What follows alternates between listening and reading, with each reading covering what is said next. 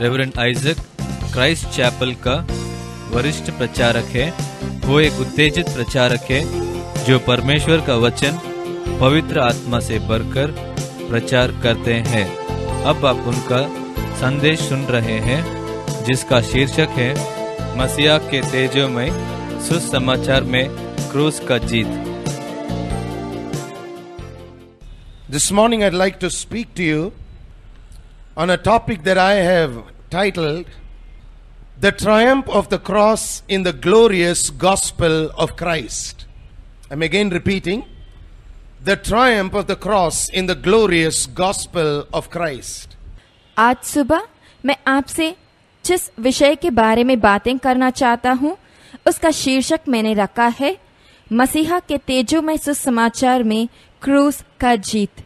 मैं फिर से बता रहा हूँ, मसीहा के तेजोमय सुसमाचार में क्रूस का जीत। About 40 years ago, an amazing discovery was made in the city of Bangkok in Thailand.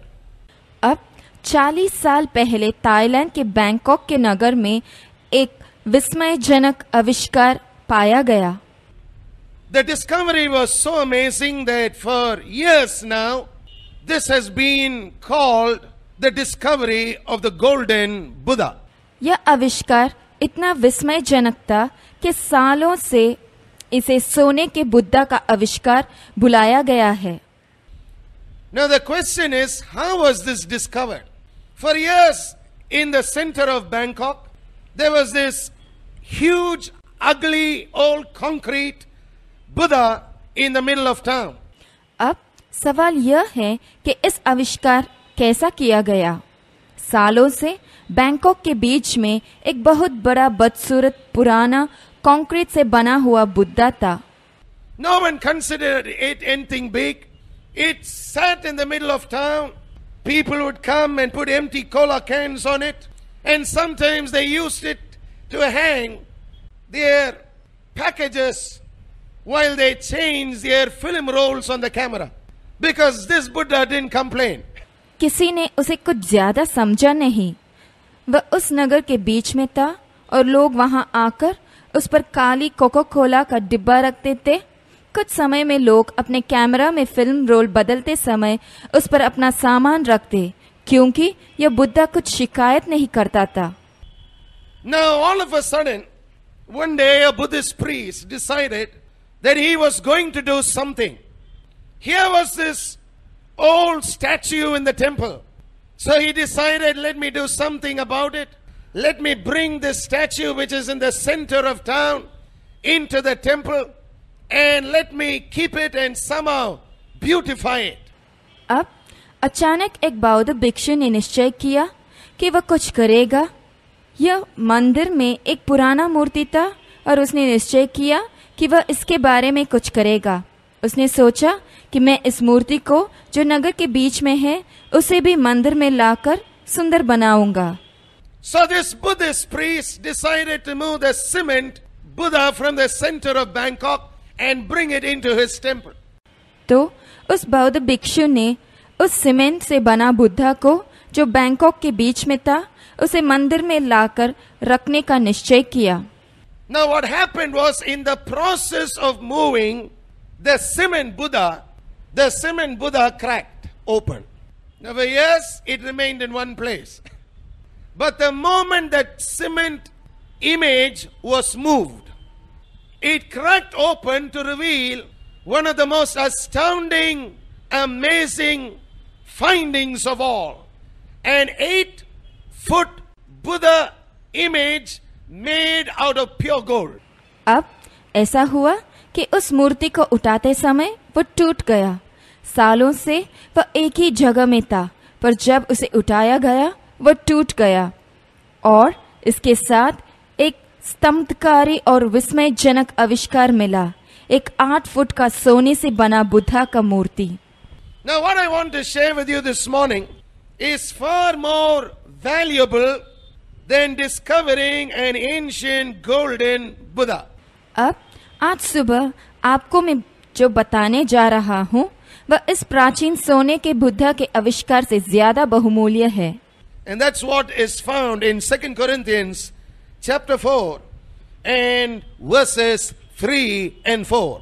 इसी को हम 2 कुरिन्थियों 4 अध्याय और वचन 3 और 4 में देख सकते हैं।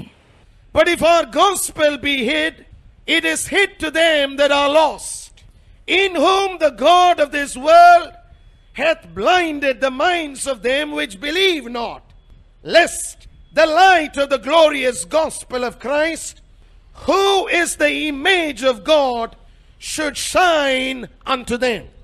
परंतु यदि हमारे सुसमाचार पर पर्दा पड़ा है तो यह नष्ट होने वालों ही के लिए पड़ा है और उन अविश्वासियों के लिए जिनकी बुद्धि इस संसार के ईश्वर ने अंधी कर दी है, ताकि मसीहा जो परमेश्वर का प्रतिरूप है उसके तेजोमय सुसमाचार का प्रकाश उन पर न चमके। Now we are going to be dealing with these 2 verses carefully this morning.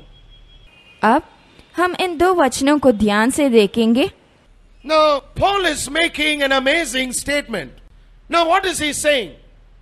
He is saying if our gospel be hid, it is hid to them that are lost. अब पौलुस यहाँ एक आश्चर्यजनक बात कह रहे हैं। अब वे क्या बता रहे हैं? वे बता रहे हैं परंतु यदि हमारे सुसमाचार पर पर्दा पड़ा है तो वह नष्ट होने वालों के लिए। That means the lost people of this world have not yet discovered what can be the most amazing discoveries of all time. इसका यह मतलब है कि दुनिया के लोग जो नष्ट हो रहे हैं उन्होंने अब तक यह आविष्कार पाया नहीं जो सबसे विस्मयकार आविष्कार बनेगा। Now religion is blinding the eyes of people by giving them a false picture. A picture of outward appearance, but never guidance about how they can come before a living God in a way that would surprise them for all time.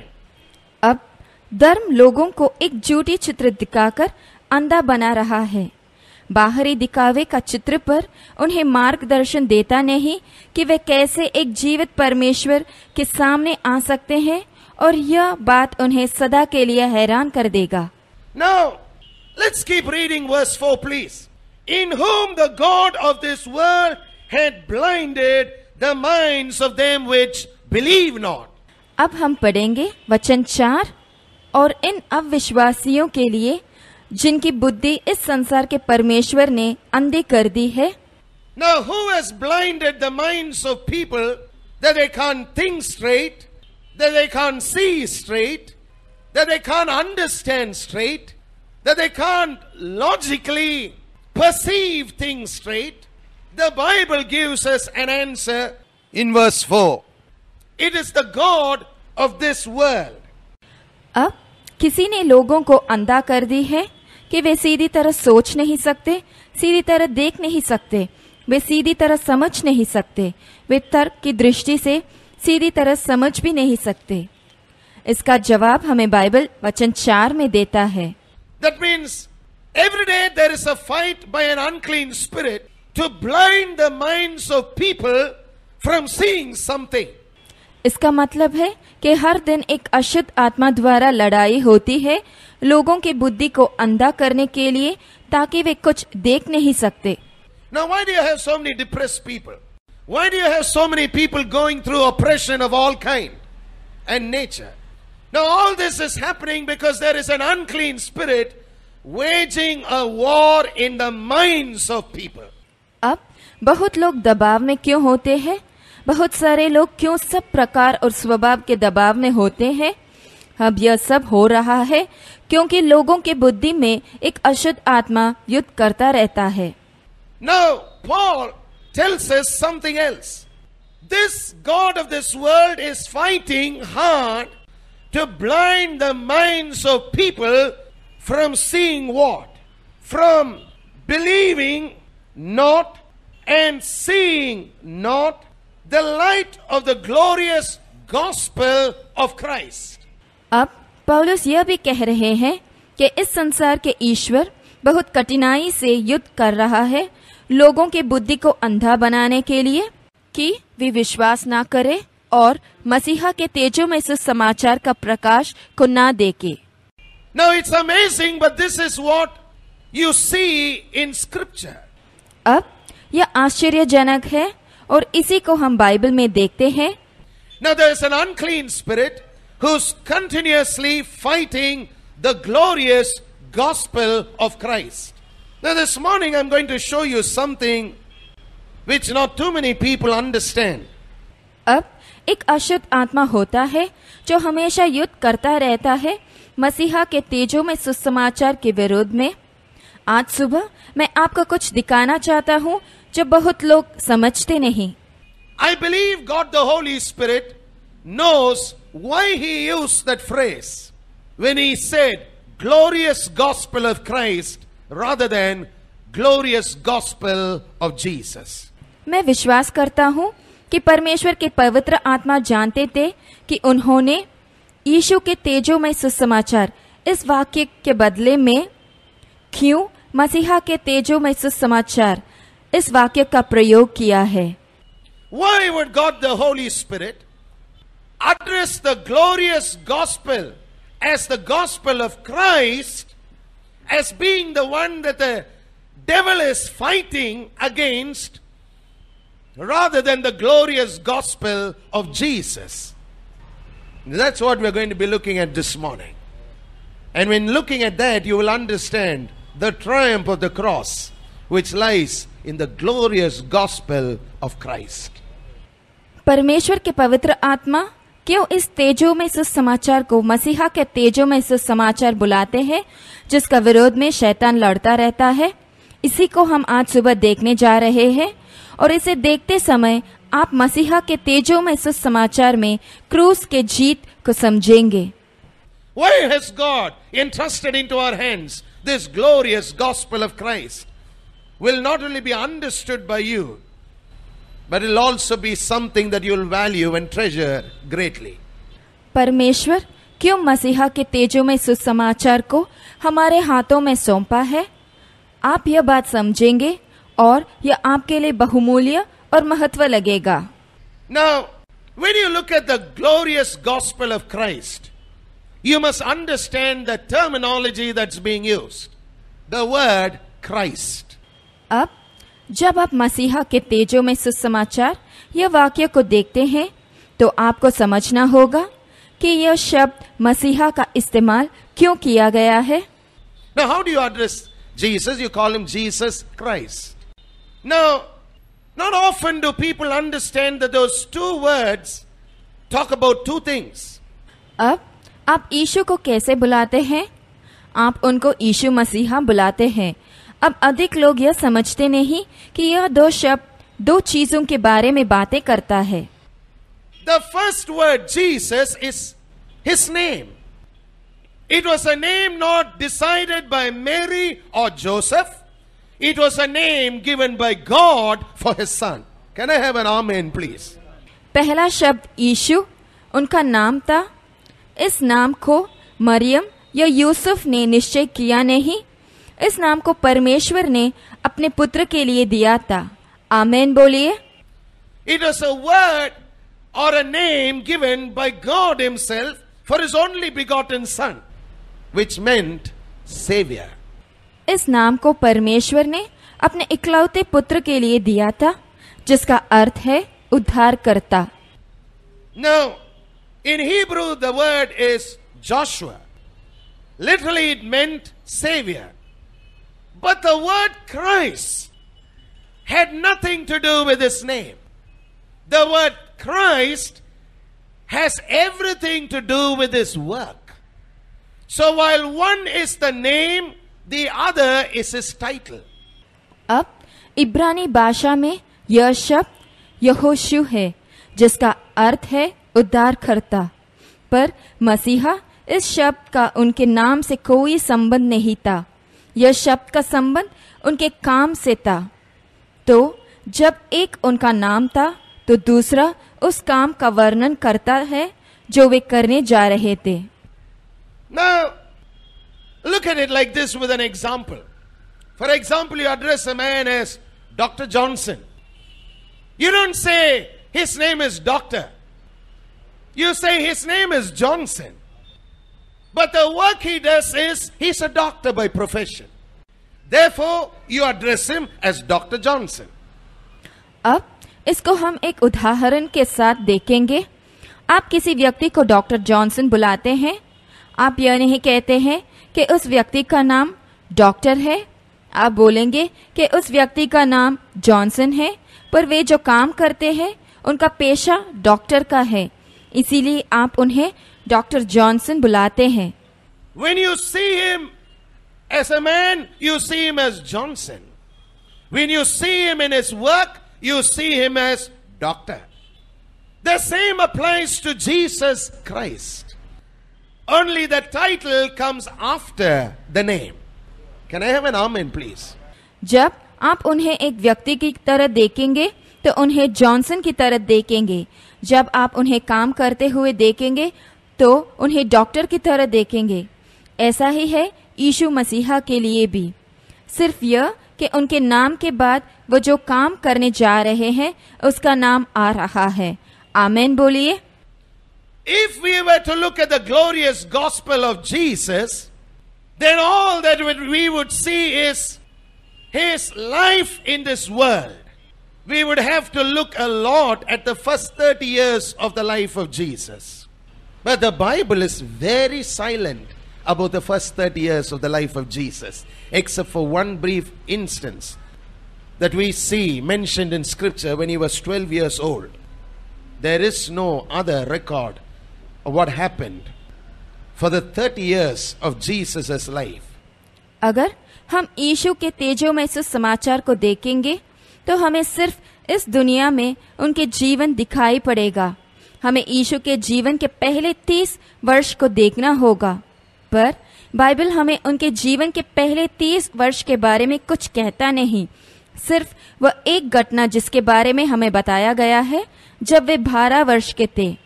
इसके अलावा और कुछ बताया नहीं गया है यीशु के जीवन के पहले 30 वर्ष में जो हुआ उसके बारे में। There is nothing else recorded about what he did in the first 30 years of his life. But the 3.5 years of work, the 3.5 years of ministerial work as the Messiah, as the one anointed of God, that is recorded for us in detail. And the Bible is telling us that is what the devil is fighting tooth and nail every day, that people would never see and understand. पर बस 3.5 वर्ष का काम मसीहा बनकर उन्होंने जो सेवा का काम किया है उसी का विवरण हमारे लिए किया गया है। और बाइबल हमें कहता है कि शैतान इसी बात के विरुद्ध में हर दिन पूरी शक्ति के साथ लड़ रहा है ताकि लोग इस बात को ना देखें और ना समझें। Because in that 3.5 years of anointed work, there's a twofold prominent blessing that any man, woman and child can receive if they will only see and understand and discover. क्योंकि उन 3.5 सालों में अभिषेक के साथ किए गए काम में 2 गुण प्रमुख आशीर्वाद है जिसे हर आदमी, औरत और बच्चा पा सकता है। उन्हें सिर्फ देखना, समझना और खोजना होगा।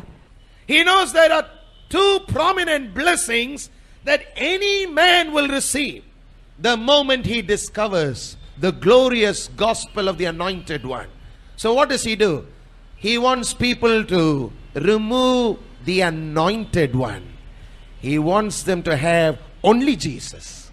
अगर आप अभिषेक या मसीहा के तेजों में सुसमाचार को खोज निकालेंगे, उसी क्षण से आप 2 प्रमुख आशीर्वाद पाएंगे। शैतान इसे जानता है, तो वो क्या करता है? वो चाहता है कि लोग अभिषेक या मसीहा को निकाल दें और सिर्फ यीशु को देखें। As long as he can get people to see only Jesus. No wonder you have a religious Jesus. No wonder you have a traditional Jesus, but never the Bible Christ. Can I have an amen, please? और जब तक वो लोगों को यीशु की तरफ देखते हुए रख सकता है, वह रखता है। इसीलिए धार्मिक यीशु है, परंपरागत यीशु है, पर बाइबल के मसीहा नहीं है। आमेन बोलिए। If he can get them to see that Jesus who's traditionally spoken about, the Jesus who's a religious Jesus, the Jesus who doesn't have the anointing on him, then all that you have is a cement Buddha in the church. No wonder you have people in every place who are worshipping dead religion this morning, not having a glimpse of the anointed one. और जब तक शैतान लोगों को उस यीशु को जिनके बारे में परंपरागत रीति में बातें करते हैं उन्हीं को देखते रख सकता है, वह रखता है। वह यीशु जो धार्मिक है, वह यीशु जिन पर अभिषेक होता नहीं, तो आपके पास क्लीसिया में सिर्फ सीमेंट का बुद्धा ही होगा। इसीलिए हर जगह में ऐसे लोग होते हैं जो आज सुबह एक मरे हुए धर्म की आराधना कर रहे हैं, उनको अभिषेक का झलक नहीं होता। You will see people lamenting over that Jesus. What are they lamenting? Can you help me?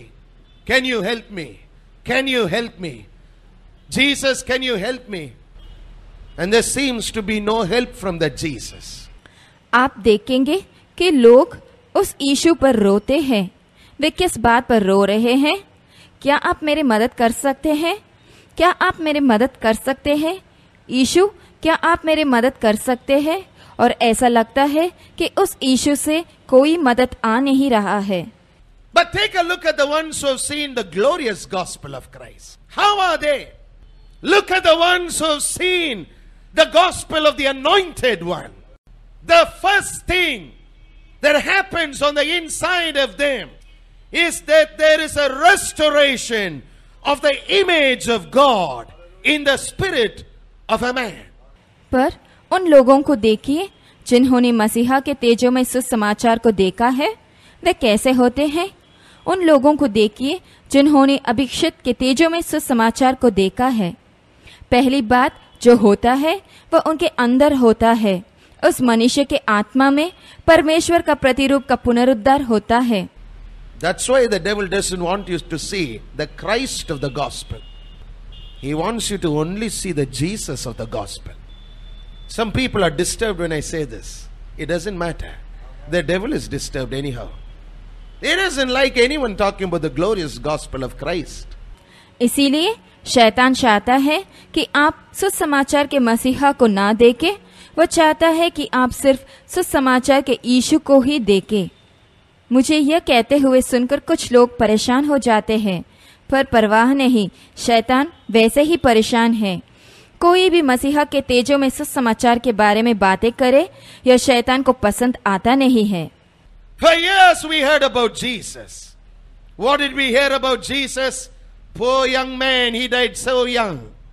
He could have lived to be 100 years old, surely. Why did he have to die? Some others say, well, he was a good prophet and a teacher. But what a miserable end for such a good man. Now, to such people, there's only one answer that you must give them. You got to tell them, get to see the Christ of the Gospels. सालों से हम यीशु के बारे में सुनते आए हैं। हमने यीशु के बारे में क्या सुना? बेचारा गरीब युवक इतने कम उम्र में ही मर गया। वह जरूर 100 साल तक जिंदा रह सकता था, उसे क्यों मरना पड़ा? कुछ और लोग कहते हैं यीशु एक अच्छे भविष्यद्वक्ता और शिक्षक थे, इतने अच्छे आदमी का क्या बुरा अंत हुआ? ऐसे लोगों के लिए एक ही जवाब है, आपको उनसे कहना होगा सुसमाचार के मसीहा को देखो। They have no understanding of the Christ of the Gospels. Now the first thing that you read in Genesis chapter 1 verses 27 and 28 is what God said He would do in creating man. उनको सुसमाचार के मसीहा के बारे में कोई समझ नहीं है। अब हम उत्पत्ति पहला अध्याय वचन 27 और 28 में यह पढ़ते हैं कि परमेश्वर ने मनुष्य की सृष्टि के बारे में क्या कहा। तब परमेश्वर ने मनुष्य को अपने स्वरूप के अनुसार उत्पन्न किया, अपने ही स्वरूप के अनुसार परमेश्वर ने उसको उत्पन्न किया, नर और नारी करके उसने मनुष्यों की सृष्टि की और परमेश्वर ने उनको आशीष दी और उनसे कहा, फूलो फलो और पृथ्वी में भर जाओ और उसको अपने वश में कर लो और समुद्र की मछलियों तथा आकाश के पक्षियों और पृथ्वी पर रेंगने वाले सब जंतुओं पर अधिकार रखो। Rule as gods in this world was the first blessing. परमेश्वर के तुल्य बनकर इस दुनिया पर राज करो, यही पहला आशीष है। Isn't that amazing? But someone else is holding the title. Now you know why he's fighting. यह आश्चर्यजनक है, पर कोई और इस पदवी को पकड़ रखा है। अब आप जानते हैं कि वह डरा हुआ क्यों है। Now you understand why God the Holy Spirit wants everyone in the church to understand that the fight is not against you. Please listen, the fight is not against you. The fight is against the glorious gospel of the anointed one. That should not reach the masses. That should not reach the lost. That should not reach the ones who are still in unbelief. For if it does, and they believe, then the first thing that will happen is the first blessing that was pronounced on man, rulership. अब आप समझते हैं कि परमेश्वर के पवित्र आत्मा यह क्यों चाहते हैं कि क्लीसिया में सब लोग यह बात अच्छी तरह समझे कि यह युद्ध उनके विरुद्ध में नहीं है। ध्यान से सुनिए, यह युद्ध मसीहा के तेजो में सुसमाचार के विरुद्ध में है, आपके विरुद्ध में नहीं। यह सुसमाचार अधिक लोगों के पास न जाए, खोए हुए लोगों के पास न जाए, अब विश्वासियों को ना मिले, क्योंकि अगर यह सुसमाचार उन्हें मिल जाए और अगर वे इस पर विश्वास करने लगे तो पहला आशीष जो मनुष्य को दिया गया राज करने का वह होने लगेगा। No wonder you read of kings and priests. Now, I want you to see something else about this blessing. Why did Jesus have to come? Why did he have to die on the cross? इसीलिए आप राजाओं और याचकों के बारे में पढ़ते हैं। अब मैं चाहता कि आप एक और बात देखें इस आशीष के बारे में कि यीशु को क्यों आना पड़ा, उन्हें क्रूस पर क्यों मरना पड़ा, उन्हें यह सब क्यों करना पड़ा। Why did he have to do it? Because in Genesis chapter 3 we see the image of a man being marred by sin. उन्हें यह सब क्यों करना पड़ा? क्योंकि उत्पत्ति 3 अध्याय में हम देखते हैं कि पाप के कारण मनुष्य का प्रतिरूप पर कलंक लग गया था। There is an image being marred. No more is it an image of rulership. Now it's an image of a person on the run. A person who wants to hide. मनुष्य के प्रतिरूप पर कलंक लग गया। अब वह राज करने वाले का प्रतिरूप ना रहा, अब वह एक ऐसे व्यक्ति का प्रतिरूप बन गया जो भागता रहता है, एक ऐसे व्यक्ति जो छिपना चाहता है। A man on the run, a woman on the run, both of them in hiding.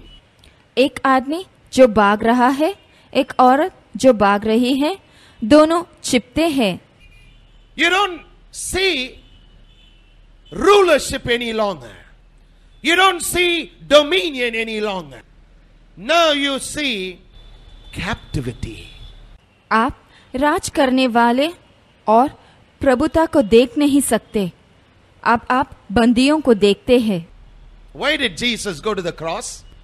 That people may understand that ordinary man could do extraordinary things, could once again rule and reign when he or she operated under the anointing of God. And if any man would believe in the glorious gospel of the anointed one, they would receive that same blessing in their lives. Whereas ordinary people, they would rule and reign over circumstances of this world. That's the first blessing. That's the triumph of the cross. यीशु क्रूस पर क्यों चढ़े? ताकि लोग यह बात समझ सके कि साधारण मनुष्य असाधारण काम कर सकता है। नर हो या नारी, वे फिर से राज कर सकते हैं परमेश्वर के अभिषेक में रहकर। और अगर कोई आदमी अभिषेक या मसीहा के तेजोमय सुसमाचार पर विश्वास करेगा तो वह अपना जीवन में वही आशीष पाएगा। साधारण व्यक्ति होकर इस दुनिया के हर परिस्थिति पर राज करेगा। यही पहला आशीष है, यही क्रूस का जीत है। The cross is not just a piece of jewelry. The cross is not just a place of shame. The cross is also a place of triumph.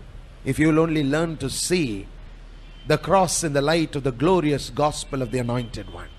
क्रूस सिर्फ एक गहना नहीं होता और ना ही वह निंदा का जगह है। अगर आप क्रूस को मसीहा के तेजोमय सुसमाचार के प्रकाश में देखना सीखेंगे तो आप देखेंगे कि क्रूस एक ऐसी जगह है जहां जीत हुआ है। No wonder the first blessing that you have is a restoration, a restoring of the image of God on the inside of you. इसीलिए पहला आशीष जो आपके पास है वह पुनरुद्धार का है, आपके अंदर परमेश्वर के प्रतिरूप का पुनरुद्धार। So born again people are once again brought back to that place of restored image. Look at 2 Corinthians 3:18 please. तो जो लोग नए सिरे से जन्म लेते हैं उन्हें फिर से उस स्थान पर लाते हैं जहां प्रतिरूप का पुनरुद्धार होता है। देखिए 2 कुरिन्थियों 3:18। परंतु जब हम सब के उघाड़े चेहरे से प्रभु का प्रताप इस प्रकार प्रकट होता है जिस प्रकार दर्पण में, तो प्रभु के द्वारा जो आत्मा है हम उसी तेजस्वी रूप में अंश अंश करके बदलते जाते हैं। Now you understand why God doesn't want you to see yourself. He wants you to see on the inside of you Him. Him! And the only way it is possible is by a work of God the Holy Spirit. अब आप जानते हैं कि परमेश्वर यह क्यों चाहते हैं कि आप अपने आप को ना देखें। वे चाहते हैं कि आप अपने अंदर उनको देखें और उनको देखना मुमकिन होगा जब परमेश्वर के पवित्र आत्मा के काम करने से। How many times has religious minded people said, look on the inside of you, see yourself, and immediately people take a look at themselves and they see themselves.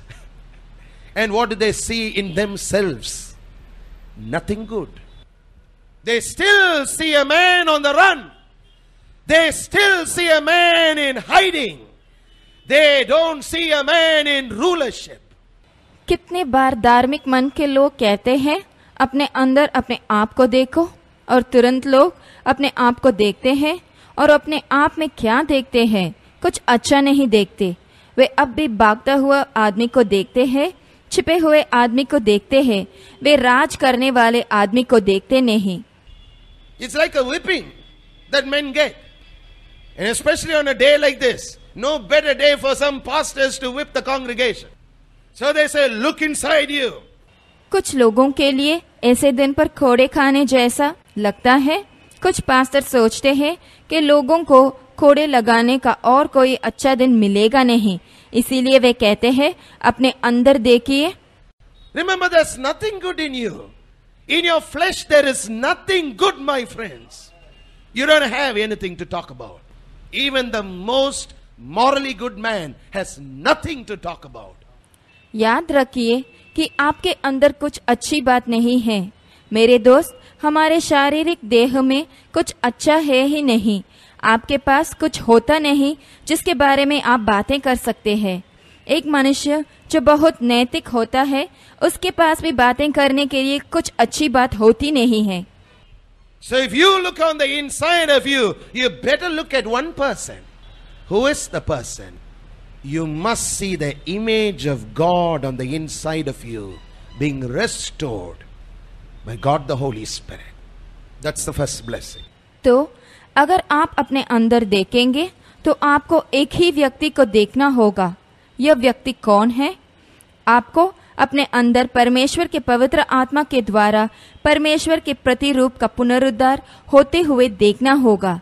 यही पहला आशीर्वाद है। The place where God the Holy Spirit abides and resides. No wonder the God of this world fights the glorious gospel of Christ. वह जगह जहां परमेश्वर के पवित्र आत्मा रहते और वास करते हैं, इसीलिए इस संसार के ईश्वर मसीहा के तेजो में सुसमाचार के विरोध में युद्ध करता है। Now for the second blessing. How you want to listen to that? Acts chapter 10 verse 38 please. अब दूसरा आशीर्वाद, प्रेरितों अध्याय 10 वचन 38। Why Jesus of Nazareth? That's his name. Nazareth was his place. But the anointing transferred upon him a title of Messiah. Gave him a work to be done. Not the work of a carpenter. परमेश्वर ने किस रीति से यीशु नाजरी को पवित्र आत्मा और सामर्थ्य से अभिषेक किया? यीशु नाजरी क्यों? यीशु उनका नाम था और नाजरत उस स्थान का नाम था जहां से वे आए, पर अभिषेक ने उनको एक और नाम दिया, मसीहा। उनको करने के लिए एक काम दिया, एक बड़ाई का काम नहीं। He was not making anointed furniture. Can I have an amen, please? You're laughing this morning because you are liberated people. You're enjoying what you're hearing because you're being set free. But there are people who are running after anointed bones, anointed furniture, anointed things that really don't measure up to the work of the anointed one as revealed to us in Acts chapter 10 verse 38. वे अभिषेक से बड़ा furniture बनाने ही रहे थे। आमीन बोलिए। आप लोग आज सुबह हंस रहे हैं क्योंकि आप आजाद हैं। आप जो सुन रहे हैं उसका आनंद ले रहे हैं क्योंकि आपको आजाद कर दिया गया है। पर ऐसे भी लोग हैं जो अभिषेक से बड़ा हड्डियों, फर्नीचर और कुछ और चीजों के पीछे भागते रहते हैं, जो इस काम के बराबर होता नहीं जिसे मसीहा ने किया, जिसका प्रकटीकरण हमें मिलता है प्रेरितों अध्याय 10 वचन 38 में। They never learn or see or understand Acts 10:38. Some are so holy that they never read Acts at all. They think it's not important. Do you know something? Listen to this and listen to this good. The book of Acts is actually very wrongly titled. It should never read the Acts of the Apostles. It should read the Acts of God the Holy Spirit. In no other book will you find God the Holy Spirit mentioned as much as in the book of Acts, using ordinary men to do extraordinary things. वे सीखते नहीं, देखते नहीं और समझते भी नहीं प्रेरितों 10:38 को। कुछ लोग इतने पवित्र होते हैं कि वे प्रेरितों को पढ़ते भी नहीं। वे सोचते हैं कि यह मुख्य नहीं है। क्या आप यह जानते हैं? इसे सुनिए और अच्छी तरह सुनिए। यह नाम इस पुस्तक के लिए गलत है। प्रेरितों के कामों का वर्णन इस नाम के बदले में इसको परमेश्वर के पवित्र आत्मा के कामों का वर्णन यह नाम देना चाहिए था। यह एक ही पुस्तक है जिसमें परमेश्वर के पवित्र आत्मा के बारे में इतना कुछ कहा गया है कि उन्होंने साधारण मनुष्य को लेकर असाधारण काम किए। Why? Because when you understand this verse clearly, you'll understand a lot of things that happen in your life. Why sometimes things don't happen? Why sometimes things do happen? क्योंकि जब आप इस वचन को स्पष्ट तरह समझेंगे तो आप अपने जिंदगी में होते बहुत बातें को समझेंगे। क्यों कुछ बातें होती नहीं और क्यों कुछ बातें होती है। Acts 10:38, please. We're going to read it again. हम फिर से पढ़ेंगे प्रेरितों 10:38। परमेश्वर ने किस रीति से यीशु नाजरी को पवित्र आत्मा और सामर्थ्य से अभिषेक किया, वह भलाई करता और सबको जो शैतान के सताए हुए थे अच्छा करता फिरा, क्योंकि परमेश्वर उसके साथ था। That's the second blessing. यही दूसरा आशीष है। How did he go about doing good. वो कैसे चले? भलाई करता हुआ। So when you understand the doing good is coupled together with something else. Healing all that were oppressed of the devil, for God was with him. तो जब आप भलाई करता हुआ इस बात को समझेंगे, यह एक और बात से जुड़ा हुआ है। सबको जो शैतान के सताए हुए थे अच्छा करता फिरा, क्योंकि परमेश्वर उसके साथ था।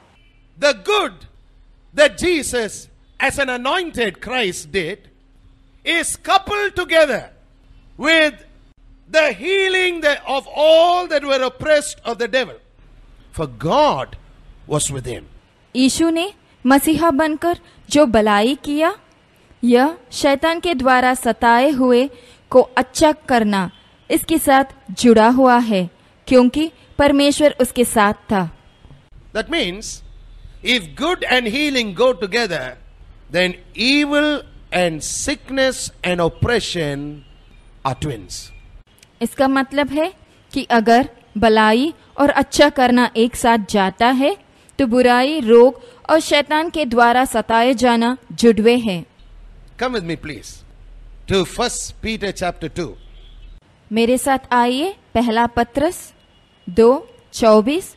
I want you to turn with me please to 1 Peter chapter 2 and we're going to read verse 24. मेरे साथ आइए पहला पत्रस 2 अध्याय वचन 24। हम उसे पढ़ने जा रहे हैं। Now what did Jesus do for us on the cross? As the anointed one, the Messiah, the one who was fulfilling a divine commissioning. अब यीशु ने अभिषिक्त बनकर, मसीहा बनकर और वह व्यक्ति बनकर जो एक दैविक काम पूरा कर रहे थे, यह सब बनकर उन्होंने हमारे लिए क्रूस पर क्या किया? This is what Peter had to say in 1 Peter chapter 2 and verse 24. इसी को पत्रस पहला पत्रस 2 और 24 में ऐसे कह रहे हैं, Who his own self bare our sins in his own body on the tree, that we being dead to sins should live unto righteousness, by whose stripes you were healed. वह आप ही हमारे पापों को अपने देह पर लिए हुए क्रूस पर चढ़ गया, जिससे हम पापों के लिए मरकर धार्मिकता के लिए जीवन बिताए। उसी के मार खाने से तुम चंगा हुए। Now isn't it amazing that on the cross the Bible says Jesus bore our sins, and in bearing our sins he makes righteousness available to us. अब यह आश्चर्यजनक है। बाइबल हमें बताता है कि यीशु ने क्रूस पर हमारे पापों को अपने देह में लेकर हमें धार्मिकता दिया है। But then the Holy Ghost didn't stop with that. He mentions something coupled together with that. He mentions a healing that took place as a result of Jesus bearing something on his body on the cross. पर पवित्र आत्मा इसके साथ रोके नहीं। वे बता रहे हैं कि इसके साथ एक और बात जुड़ा हुआ है। वे बता रहे हैं कि चंगा भी हुआ उस मार के कारण जिसे यीशु ने अपने देह में लिया क्रूस पर। Now that is interesting. Why? If you look at the entire incident as recorded for us in the Gospels, there is exactly 2 deaths that took place on the cross. अब यह दिलचस्प की बात है। क्यों?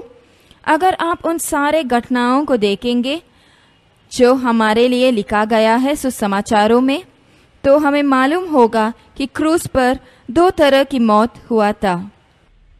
When God looked at Adam in the book of Genesis chapter 2 and told him, you can eat of all the fruits of the garden, but of the tree of good and evil you shall not eat.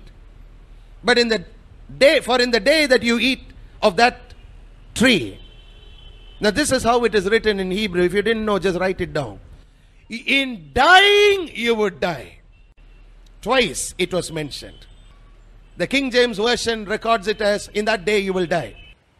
उत्पत्ति के दूसरे अध्याय में जब परमेश्वर ने आदम को देखकर उससे कहा, तू वाटिका के सब वृक्षों का फल बिना कट के खा सकता है, पर भले या बुरे के ज्ञान का जो वृक्ष है उसका फल तू कभी ना खाना, क्योंकि जिस दिन तू उसका फल खाएगा उसी दिन अवश्य मर जाएगा। अब इब्रानी भाषा में ऐसा लिखा गया है, तुम मरते हुए मर जाओगे। ऐसे 2 बार लिखा है। किंग जेम्स के अनुवाद में लिखा है, उसी दिन अवश्य मर जाएगा। In dying you will die. Now that's what happened in Genesis chapter 3. Adam and Eve died spiritually first. Their death would be recorded for us in Genesis chapter 5 many years later, physically. मरते हुए तुम मर जाओगे। अब यही हुआ उत्पत्ति के 3 अध्याय में। आदम और अव्वा पहले आत्मिक रीति में मरे। उनके शारीरिक मौत सालों बाद हुआ, जिसके बारे में लिखा है उत्पत्ति के 5वां अध्याय में। Did that happen on the cross? Is the question. Yes. An emphatic yes. We sang that song, Eli, Eli, my Father. My God, why hast thou forsaken me? That was the time when the sins was placed on Jesus. Spiritual death. Physical death would follow a couple of minutes later. Into thy hand I commit my spirit. That's a different Jesus. क्या ऐसा ही हुआ क्रूस पर? हाँ, यही हुआ क्रूस पर। हम अपने चर्च में अंग्रेजी में एक गाना गाते हैं जो यीशु ने क्रूस पर जो शब्द बोला उस पर है। जिस समय पर यीशु, हे मेरे परमेश्वर, तूने मुझे क्यों छोड़ दिया, ऐसा कहा, उसी समय में यीशु पर पापों को रखा गया और इसी समय आत्मिक मौत हुआ, जिसके कुछ मिनट बाद शारीरिक मौत हुआ। मैं अपने आत्मा तेरे हाथों में सौंपता हूँ। यह यीशु अलग है। That's the agonized cry of a lost man. Where are you, God? Are you there, God? Every man who's lost has that question. यह एक खोया हुआ मनुष्य का दर्द भरा पुकार है। परमेश्वर, आप कहाँ हैं? क्या आप हैं परमेश्वर? हर मनुष्य जो खोया हुआ है उसका यही सवाल होता है। Now this is what I want to show you. The first death was in the spirit, in the unseen realm. The second death was experienced in the body, in the seen realm. मैं आपको यही दिखाना चाहता हूँ। पहला मौत आत्मा में हुआ, उस क्षेत्र में जिसे हम देख नहीं सकते हैं। दूसरा मौत शरीर का, जो उस क्षेत्र में हुआ जिसे हम देख सकते हैं। First Peter chapter 2:24 is talking about both those deaths. As a result of the first death, you get righteousness. As a result of the second death, there is healing. Can I have an amen, please?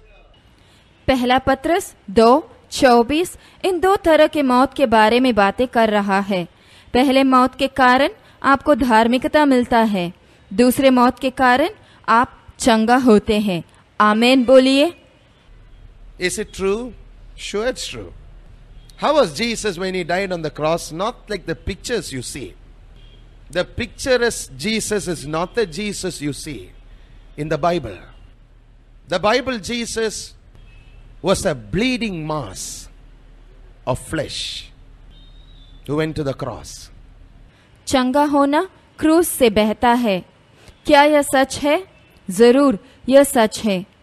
यीशु कैसे थे जब वे क्रूस पर मरे? उन चित्र जो आप देखते हैं वैसे नहीं थे। उन चित्रों में आप जिस यीशु को देखते हैं, बाइबल का यीशु वैसे नहीं है। बाइबल के यीशु क्रूस पर चढ़ते समय खून बहता हुआ मांस का पिंड थे। Listen, after the resurrection, that is what Thomas wanted to see. He said, you're really saying Jesus is alive? I want to see him. Because the man I saw was a bleeding mass. Now I want to see his body. I want to touch that place where he was hurt. I want to put my hands where he was wounded. The good news is, Jesus appeared to Thomas in John's Gospel chapter 20 verse 25. सुनिए, यीशु के जी उठने के बाद तोमा इसी को देखना चाहता था। उसने कहा, आप बोल रहे हैं कि यीशु सच में जीवित हैं? मैं उन्हें देखना चाहता, क्योंकि जिस आदमी को मैंने देखा वह खून बहता हुआ पिंड था।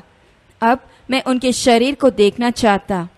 मैं उस जगह को छूना चाहता जहां उन्हें मार पड़ा। मैं अपना हाथ उसके घाव पर रखना चाहता। सुसमाचार यह है कि यीशु तोमा को प्रकट हुए। That's what you see Thomas saying. The print of the nails, that's what I want to see. Because they were not small little 1-inch nails. They didn't just graze the flesh of Jesus. They made an impression. Now, Thomas is saying, let me see that impression if I'm going to be impressed. यूहन्ना के सुसमाचार अध्याय 20 वचन 25 में तोमा को यह कहते हुए आप सुनेंगे, कीलों के छेद। मैं चाहता कि आप भी इसे देखें, क्योंकि वे छोटे छोटे 1 इंच के कील नहीं थे जिसने यीशु के मांस पर सिर्फ खरोंच डाले। उसने यीशु पर गहरा छेद बनाया। अब तोमा बता रहे हैं, मैं तब मानूंगा जब उस छेद को देखूंगा। There must be something on his body to show me that he is the same Jesus. If you don't see the Jesus who is marked, then he is not the Bible Jesus. Because the Bible Jesus is marked. The word for print in the King James Version, in Greek, is the word tupon. उनके शरीर में कुछ घाव होना चाहिए मुझे यह दिखाने के लिए कि वे वही यीशु है। अगर आप उस यीशु को देखते नहीं जिनके शरीर पर घाव है, तब वे बाइबल के यीशु नहीं है, क्योंकि बाइबल के यीशु के शरीर पर घाव है। ग्रीक भाषा में इसके लिए टुपोन शब्द इस्तेमाल किया गया है। It means an impression produced by a blow. That's the meaning of the word tupos or tupon. It's an impression produced by a blow. What Thomas was saying is, I must see that impression before I will be impressed by your statement. That's what the Holy Ghost wants us to see this morning. He is saying the Bible, Christ is one who can impress you, because he is not a bleeding mass of flesh any longer. His is a healed, marked body. इसका मतलब है मार खाने से आया घाव। यह शब्द टुपोन का यही अर्थ है, मार के वजह से आया घाव। तोमा कह रहे हैं, मानने से पहले मुझे वह घाव देखना होगा। अब पवित्र आत्मा चाहते हैं कि हम भी उस बात को देखें। वे कह रहे हैं कि बाइबल के मसीहा ही आपको प्रभावित कर सकते हैं, क्योंकि वे अब खून बहता हुआ मांस का पिंड नहीं है। उनका शरीर चंगा हो चुका है और उस पर घाव का निशान है। You can never have a scar unless you've been healed, my friends. That's what God the Holy Spirit wants us to see. And that is what you see Acts 10:38 talking to us about also. No wonder the glorious gospel of Christ is fought so much by the God of this world. मेरे दोस्त, घाव का निशान तब तक आता नहीं जब तक वह घाव चंगा होता है। परमेश्वर के पवित्र आत्मा चाहते हैं कि हम इसको देखें, और प्रेरितों 10:38 इसी के बारे में हमें बता रहा है। इसीलिए इस संसार के ईश्वर मसीहा के तेजो में सुसमाचार का इतना विरोध कर रहा है। What was the commissioning given to every disciple in Mark 16:15? Go ye unto all the world and preach this gospel to every creature. We are finished. But God's not finished with you. No wonder you understand today the triumph that lies in the glorious gospel of Christ when you see the cross in the light of that gospel. That gospel. मरकुस 16:15 में हर चेला को क्या काम दिया गया? उसने उनसे कहा, तुम सारे जगत में जाकर सारी सृष्टि के लोगों को सुसमाचार प्रचार करो। इसके साथ हम समाप्त करने जा रहे हैं, पर आपके साथ परमेश्वर का काम अब भी खत्म हुआ नहीं। इसीलिए आज आप समझ रहे हैं वह विजय जो मसीहा के तेजों में सुसमाचार में है, जिसके प्रकाश में हम क्रूस को देखते हैं, वह सुसमाचार में। No wonder the cross is empty. The Bible says the tomb is empty. What about the cross? No wonder we don't have a bleeding Jesus any longer. We don't have a bleeding Jesus any longer. We have a risen Christ, and whose body is marked but no longer bleeding. No longer bleeding. इसीलिए क्रूस खाली पड़ा है। Bible कहता है कब्र भी खाली है। और क्रूस के बारे में क्या? इसीलिए हमारे पास खून बहता हुआ यीशु नहीं है। हमारे पास वो यीशु है जो जी उठे हैं, और उनके शरीर में घाव का निशान है, पर खून नहीं है, खून बह नहीं रहा है। In Luke 24:39, Jesus said, "Handle me, because a spirit doesn't have flesh and bones." He never spoke of blood any longer. लूका 24:39 में यीशु बोले, मुझे छूकर देखो, क्योंकि आत्मा के हड्डी मांस नहीं होता। उन्होंने खून के बारे में बात की नहीं। Why? He's no longer a bleeding mass. He's having a healed, resurrected, glorious body.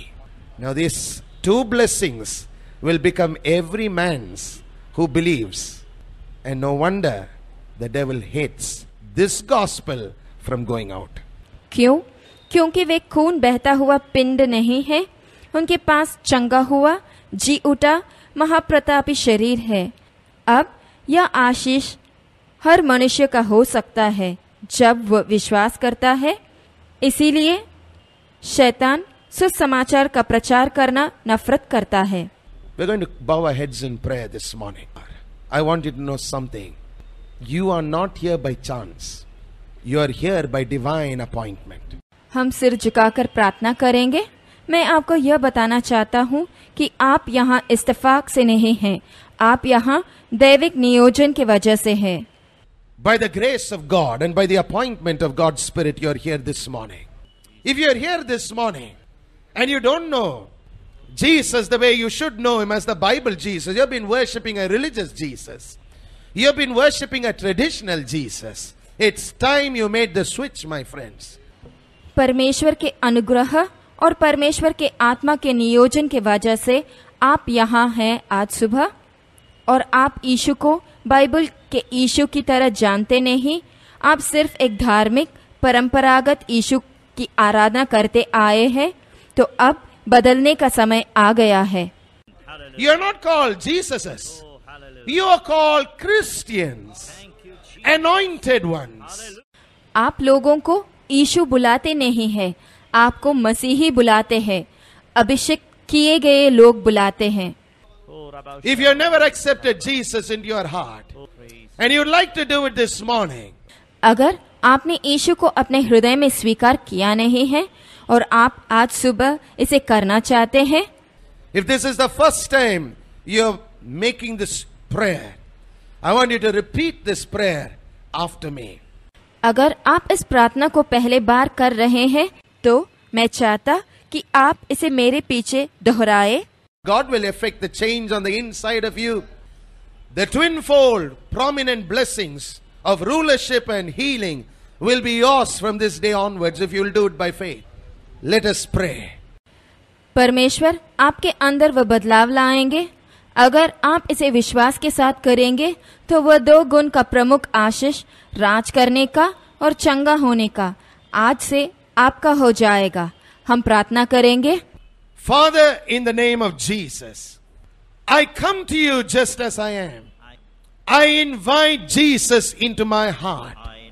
And I ask that from this moment onwards, that I will be a born again man. That I will have my sin forgiven with the blood of Jesus. And my life will be completely submitted to the anointed Christ of the Gospels. And I renounce in Jesus' name my past life to sin, to Satan, to sickness. And I accept eternal life into my heart from this point on. And the healing of Jesus into my life. Thank you for hearing me. In Jesus' name. Amen. अब मैं इसे हिंदी में बताऊंगा। पिता परमेश्वर, यीशु के नाम में मैं जैसा हूं वैसे आपके पास आता हूं। मैं यीशु को अपने हृदय में स्वीकार करता हूं और मैं मांगता हूं कि इस क्षण से मैं नए सिरे से जन्मे मनुष्य बन जाऊं। यीशु के लहू से मेरे सारे पाप क्षमा हो जाए और मेरा जीवन सुसमाचार के मसीहा के लिए संपूर्ण तरह समर्पित होगा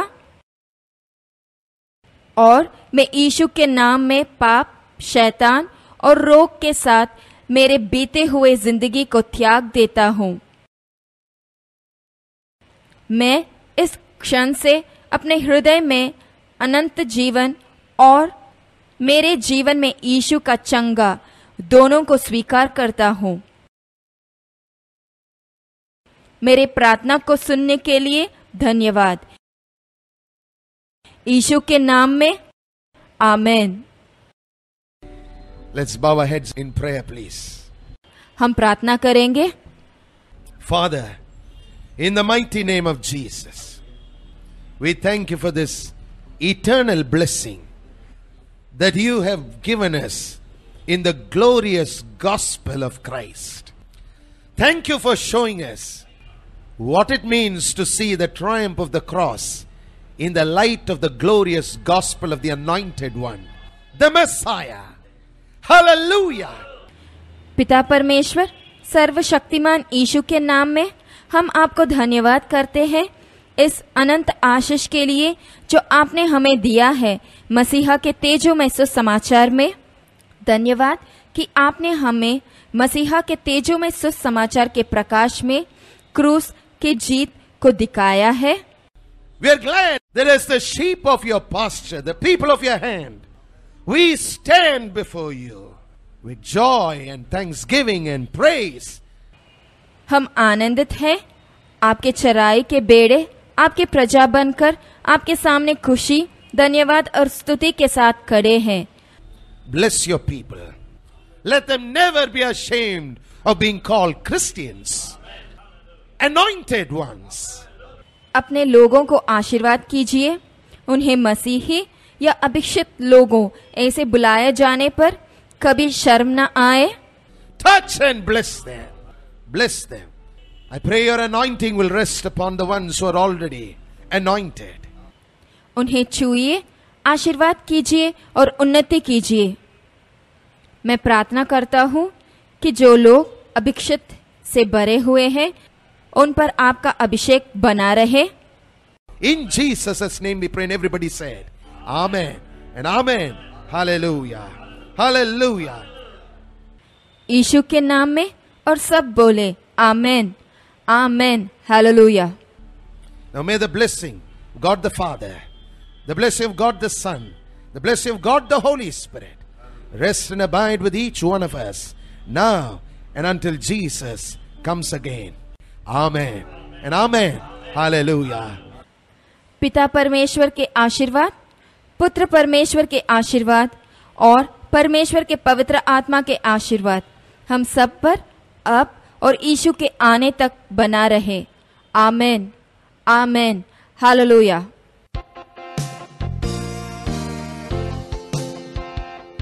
रेवरेंड आइजक का संदेश यहीं पे खत्म होता है।